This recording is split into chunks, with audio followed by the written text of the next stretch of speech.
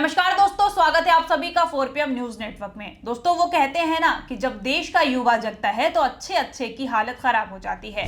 और आज उत्तर प्रदेश विधानसभा में समाजवादी पार्टी की विधायक रागिनी सोनकर का भाषण सुनने के बाद लगा कि अब देश का युवा जग रहा है। आपको बता दें कि आज रागिनी सोनकर ने अपने भाषण से भाजपा सरकार के मुंह पर तमाचा मार दिया है और ऐसे ऐसे चिट्ठे खोल दिए कि अंदर बैठे योगी आदित्यनाथ के चेहरे की रंग फीका पड़ गया। दरअसल आज यूपी विधानसभा के विशेष सत्र पर चर्चा के दौरान सपा विधायक रागिनी सोनकर ने अपने संबोधन की शुरुआत मौजूदा सरकार में महिलाओं की स्थिति पर एक कविता से की, जिसे सुनकर विधायक के समर्थन में पूरे विपक्ष ने अपनी सहमति दर्ज कराई। लेकिन दोस्तों, शर्मनाक बात यह है कि जब रागिनी सोनकर अपनी बातों को सबके सामने रख रही थी, तब हमारे मुख्यमंत्री योगी आदित्यनाथ जी ऐसे बर्ताव कर रहे थे जैसे उन्होंने कुछ सुना ही नहीं हो या फिर उनको कुछ सुनाई ही नहीं दे रहा है। उनके इस बर्ताव से ये तो साफ हो गया या फिर ये तो साबित होता है कि हमारे मुख्यमंत्री को महिलाओं की सुरक्षा के बारे में बात करने में जरा भी इंटरेस्ट नहीं है।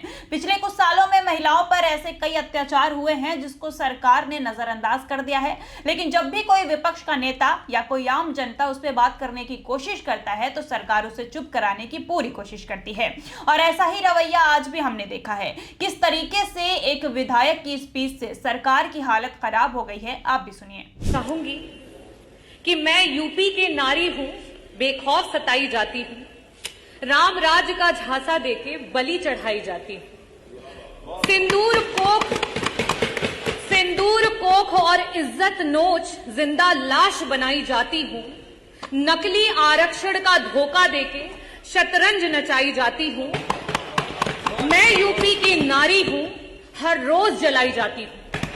आज भारतीय जनता पार्टी की जो सरकार है, डबल इंजन की सरकार, और खास करके उत्तर प्रदेश की जो सरकार है, उसकी नकारात्मक सोच महिला को कहीं जिंदा जला रही है तो कहीं मार के जला रही है, कहीं घरेलू महिला को जला रही है तो कहीं कामकाजी महिला को जला रही है।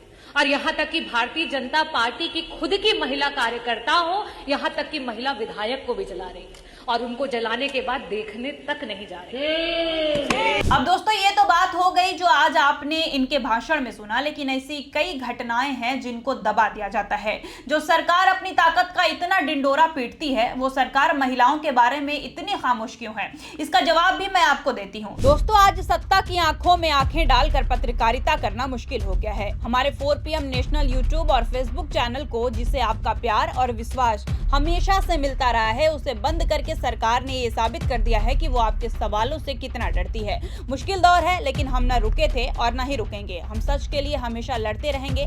ऐसे में 4PM यूपी को ज्यादा से ज्यादा ज्वाइन करें और स्वतंत्र पत्रकारिता को जिंदा रखने के लिए जितना हो सके उतना हमारा आर्थिक सहयोग करें। आपके सहयोग से ये जंग हम जीत कर रहेंगे। दोस्तों, मौजूदा सरकार कभी यूजीसी के बारे में बात करती है तो कभी कहती है कि PIL खत्म होना चाहिए, फिर कभी अचानक से इनका कोई मंत्री भरे मंचों से कहता है कि देश में मुसलमानों को कोई जगह नहीं देनी चाहिए। लेकिन आज तक न सरकार ने, न सरकार के किसी नेता ने ये नहीं कहा कि रेप के खिलाफ कोई सख्त नियम बनने चाहिए। क्यों? क्योंकि खुद भाजपा में 55 से ज्यादा नेता ऐसे हैं जो कि रेपिस्ट हैं।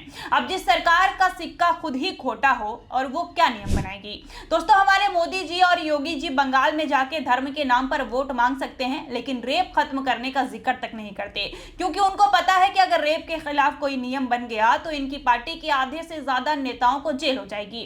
अब जो कुछ भी है आपके सामने है, आप खुद देख लीजिए कि आखिर कैसे सरकार इस अपने फायदे की चीजों को हाईलाइट करती है और वही दिखाती है जो उसके हिसाब से सही होता है।